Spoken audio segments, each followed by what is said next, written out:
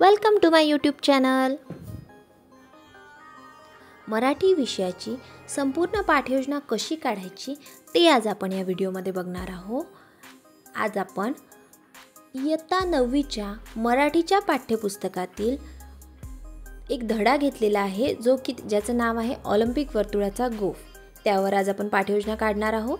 तर अगदी सुरुवातीला लिहून घ्यायचे आहे छात्र अध्यापकाचे नाव, वर्ग 9वी, विषय मराठी, घटक आहे गद्य, उपघटक आहे ऑलिम्पिक वर्तुळाचा गोफ, वेळ आहे इथे पाठयोजनेसाठी 35 मिनिटे, मूल्य लिहून घेतलेली आहे चिकित्सक वृत्ती आणि निरीक्षण वृत्ती। या आधील व्हिडिओमध्ये म्हणजे मराठी पाठयोजना क्रमांक 6 मध्ये ऑलिम्पिक वर्तुळाचा गोफ या धड्यातील अगदी सुरुवातीचा भाग आपण घेतलेला आहे। त्या व्हिडिओची लिंक मी तुम्हाला डिस्क्रिप्शनमध्ये दिलेली आहे। म्हणून इथे अपेक्षित पूर्वज्ञानमध्ये येणार विद्यार्थ्यांना ऑलिम्पिकच्या ध्वजाविषयी माहिती आहे आणि आता पूर्वज्ञानावर आधारित म्हणून शिक्षक पाठाची प्रस्तावना करणार आहे। तर नंतरचा मुद्दा आहे प्रस्तावना। शिक्षक पाठाची प्रस्तावना प्रश्नोत्तर पद्धतीने करतात। शिक्षक पूर्वज्ञानावर आधारित प्रश्न विचारून पाठाची प्रस्तावना करणार आहे। तर इथे आता विद्यार्थ्यांना पूर्वज्ञान कशाबद्दल आहे? ऑलिम्पिकच्या ध्वजाविषयी माहिती आहे त्यांना।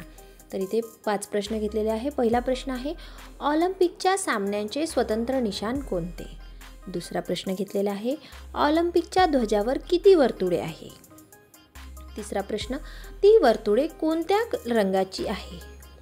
प्रत्येक नवीन येणारा प्रश्न हा त्याच्या आधीच्या प्रश्नाच्या उत्तरावर अवलंबून असला पाहिजे। त्यानंतर चौथा प्रश्न घेतलेला आहे एकमेकांत गुंफलेली वर्तुळे काय दर्शवतात? त्यानंतर 5वा आणि शेवटचा प्रश्न इथे प्रस्तावनेमध्ये शिक्षकांनी विचारलेला आहे ध्वजाचे शुभ्रधवल पार्श्वभूमी काय दर्शविते? तर इथे प्रश्नोत्तर पद्धतीने शिक्षकांनी पाठाची प्रस्तावना पूर्ण केलेली आहे आणि त्यानंतर येणार हेतुकथन। हेतुकथन असे आहे की तर आज आपण लेखक बाळ ज पंडित लिखित ऑलिम्पिक वर्तुळाचा गोफ या गद्यातील उर्वरित भाग अभ्यासणार आहे। सुरुवातीचा भाग आपण अभ्यासलेला आहे आणि त्यापुढील भाग आज आपण या पाठयोजनेमध्ये अभ्यासणार आहोत। तर पाठयोजनेमध्ये अगदी सुरुवातीला येणार पाठ्यवस्तू, शिकविण्याचे मुद्दे, उद्दिष्टे व स्पष्टीकरण, शिक्षक कृती, विद्यार्थी कृती, शैक्षणिक साहित्य आणि फलक लेखन। पाठ्यवस्तूमध्ये पहिला मुद्दा घेतलेला आहे इथे उतारा पहिला। पहिल्या उतारातील उर्वरित भाग इथे घेतलेला आहे। या ध्वजावर ऑलिम्पिकचे ब्रीदवाक्यापासून तर पोहण्याच्या शर्यतीसाठी 4-5 तलावही बांधलेले असतात। एवढा उतारा आज या पाठयोजनेमध्ये आपण अभ्यासणार आहोत। तर शिकवण्याचे मुद्देमध्ये येणार उतारा वाचन, उद्दिष्टे व स्पष्टीकरणमध्ये आलेला आहे ज्ञान, आकलन आणि उपयोजन। इथे शिकवण्याचा मुद्दा होता उताराचे वाचन, म्हणून इथे ज्ञानमध्ये येणार विद्यार्थी उताऱ्यातील सर्व शब्दांचे स्पष्ट उच्चारण जाणतो। आकलनमध्ये येणार विद्यार्थी उताऱ्यातील सर्व शब्दांचे स्पष्ट उच्चारण समजावून घेतो आणि उपयोजनमध्ये येणार विद्यार्थी उतारा वाचन करतो। शिक्षककृतीमध्ये येणार शिक्षक उतारा वाचून दाखवून विद्यार्थ्यांकडून वाचून घेतात। आता शिक्षक उतारा वाचून दाखवत आहे सोबतच विद्यार्थ्यांकडून वाचूनही घेत आहे, म्हणून विद्यार्थी कृतीमध्ये काय येणार विद्यार्थी उतारा वाचतात। त्यानंतर पाठ्यवस्तूमध्ये दुसरा मुद्दा आता उतारा वाचन झालेला आहे, मग आता येणार उताराचे स्पष्टीकरण। ऑलिम्पिकच्या ध्वजावर एक ब्रीदवाक्य लिहिलेले आहे CTS, ऑल्टियस, फॉर्टियस म्हणजेच गतिमानता, उच्चता आणि तेजस्विता। शिकवण्याच्या मुद्द्यामध्ये येणार ऑलिम्पिकच्या ध्वजावरील ब्रीदवाक्य। उद्दिष्टे व स्पष्टीकरणमध्ये घेतलेला इथे ज्ञान, आकलन आणि उपयोजन। ज्ञानमध्ये येणार विद्यार्थी ध्वजावरील ब्रीदवाक्याविषयी जाणतो। आकलनमध्ये येणार विद्यार्थी ध्वजावरील ब्रीदवाक्य समजावून घेतो। उपयोजनमध्ये येणार विद्यार्थी ध्वजावरील ब्रीदवाक्य सांगतो। त्यानंतर शिक्षककृतीमध्ये येणार शिक्षक ध्वजावरील ब्रीदवाक्य विद्यार्थ्यांना समजावून सांगतात व कठीण शब्दाचे अर्थ फलकावर लिहून देतात। शिक्षक ध्वजाचे वर लिहिलेले ब्रीदवाक्य विद्यार्थ्यांना समजावून पण सांगत आहे आणि कठीण शब्दाचे अर्थ फलकावर पण लिहून देत आहे, म्हणून विद्यार्थी कृतीमध्ये काय येणार विद्यार्थी समजावून घेऊन वहीत नोंदी करतात। शैक्षणिक साहित्यामध्ये येणार रंगीत खडू आणि डस्टर। फलक लेखनामध्ये कठीण शब्दाचे अर्थ येणार ब्रीदवाक्य म्हणजे घोषवाक्य, बलसंवर्धन म्हणजे सामर्थ्याची जोपासना, गतिमानता म्हणजे वेग, उच्चता म्हणजे उत्तुंग। त्यानंतरचा पाठ्यवस्तूमध्ये मुद्दा येणार गतिमानता म्हणजे प्रत्येक खेळाडूने जास्तीत जास्त गतिमान होण्याचा प्रयत्न केला पाहिजे. उच्चता म्हणजेच अधिकाधिक उंची गाठण्याची शिकस्त केली पाहिजे. आणि तेजस्विता म्हणजेच बलसंवर्धनासाठी जास्तीत जास्त श्रम केले पाहिजे. असा संदेश हा ध्वज सर्व खेळाडूंना देत असतो. या ध्वजाजवळ एक स्फूर्तिदायक मशाल नेहमीच पेटलेली असते. शिकविण्याचे मुद्देमध्ये येणार ऑलिम्पिक ध्वजाचा संदेश. उद्दिष्टे व स्पष्टीकरणमध्ये घेतलेलं आहे ज्ञान, आकलन आणि उपयोजन. ज्ञानमध्ये येणार विद्यार्थी ध्वजावरील संदेशाविषयी जाणतो. आकलनमध्ये येणार विद्यार्थी संदेश समजावून घेतो. आणि उपयोजनामध्ये येणार विद्यार्थी ध्वजावरील संदेशाविषयी सांगतो. शिक्षक कृतीमध्ये शिक्षक ध्वजाचा संदेश सविस्तर समजावून सांगून कठीण शब्दाचे अर्थ फलकावर लिहून देतात. विद्यार्थी कृतीमध्ये येणार विद्यार्थी लक्षपूर्वक ऐकून वहीत नोंदी करतात. आणि फलक लेखनमध्ये येणार कठीण शब्दांचे अर्थ. शिकस्त म्हणजे जिद्द, श्रम म्हणजे प्रयत्न.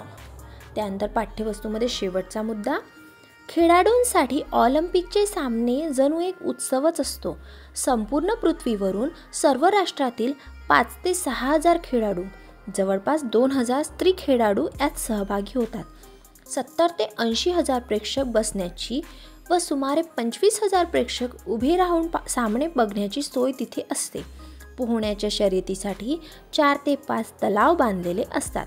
शिकविण्याचे मुद्देमध्ये येणार ऑलिम्पिक खेळ एक उत्सवच. उद्दिष्टे व स्पष्टीकरणमध्ये येणार ज्ञान, आकलन आणि उपयोजन. ज्ञानमध्ये येणार विद्यार्थी खेळाविषयी जाणतो. आकलनमध्ये येणार विद्यार्थी खेळाविषयी समजावून घेतो. आणि उपयोजनमध्ये येणार विद्यार्थी खेळाविषयी सांगतो. शिक्षक कृतीमध्ये शिक्षक ऑलिम्पिकचा खेळ जणू खेळाडूंसाठी उत्सवच असतो हे विद्यार्थ्यांना समजावून सांगतात. विद्यार्थी कृतीमध्ये येणार विद्यार्थी समजावून घेतात. आणि फलक लेखनमध्ये येणार कठीण शब्दाचा अर्थ प्रेक्षागार म्हणजे सभागृह. त्यानंतर मूल्यमापन. मूल्यमापनामध्ये शिकविलेल्या भागावर साधे सोपे प्रश्न आपल्याला विचारायचे आहे. प्रश्न विचारल्याबरोबर विद्यार्थ्यांना प्रश्न समजला पाहिजे, तर असं अगदी छोटं असलं पाहिजे असा प्रश्न आपल्याला मूल्यमापनामध्ये विचारायचा आहे. इथे 6 प्रश्न विचारलेले आहे. तुम्हाला वाटेल तर 4 ते 5 प्रश्नसुद्धा विचारू शकता. पहिला प्रश्न घेतलेला आहे ऑलिम्पिकच्या ध्वजावरील ब्रीदवाक्य कोणते. दुसरा प्रश्न आहे ध्वजावरील ब्रीदवाक्याचा अर्थ काय होतो. त्यानंतरचा प्रश्न तिसरा घेतलेला आहे ध्वजाजवळ काय पेटत राहते. चौथा प्रश्न आहे संपूर्ण पृथ्वीवरील जवळपास किती खेळाडू यामध्ये सहभागी होतात. पाचवा प्रश्न घेतलेला आहे सामने पाहण्यासाठी किती प्रेक्षकांची सोय केलेली असते. सहावा प्रश्न आहे पोहण्याच्या शर्यतीसाठी काय सुविधा आहे. स्वाध्यायामध्ये येणार स्वाध्यायामध्ये थोडा सविस्तर प्रश्न आपल्याला घ्यायचा आहे. इथे प्रश्न घेतलेला आहे ऑलिम्पिकच्या ध्वजावरील ब्रीदवाक्य अर्थासहित स्पष्ट करा. आणि हा स्वाध्याय म्हणजेच गृहपाठ आपल्याला फलक लेखनामध्ये सुद्धा लिहायचा आहे. तर शेवटी बघा फलक लेखनामध्ये अगदी सुरुवातीला लिहून घ्यायचं विषय मराठी, घटक गद्य, उपघटक ऑलिम्पिक वर्तुळाचा गोफ, इयत्ता 9वी आणि दिनांक लिहून घ्यायची. आणि फलक लेखनामध्ये शिक्षकांनी शिकवताना जे काही फलकावर लिहिलेलं आहे ते सर्व यामध्ये आपल्याला लिहायचं आहे. अगदी सुरुवातीला लिहिलेलं आहे पाठाचे लेखक म्हणजेच लेखकांचे नाव बाळ ज पंडित. त्यानंतर आपण लिहिलेले होते कठीण शब्दांचे अर्थ. सर्व कठीण शब्दांचे अर्थ इथे लिहून घ्यायचे. त्यानंतर अगदी शेवटी सर्वात महत्त्वाचं म्हणजे स्वाध्याय इथे लिहून घ्यायचा आहे. स्वाध्यायाचा प्रश्न इथे लिहायचा आहे. व्हिडिओ आवडला असल्यास व्हिडिओला लाईक, शेअर आणि चॅनलला सबस्क्राईब नक्की करा. कुठल्याही घटकावर पाठयोजना हवी असेल तर कमेंटमध्ये नक्की कळवा.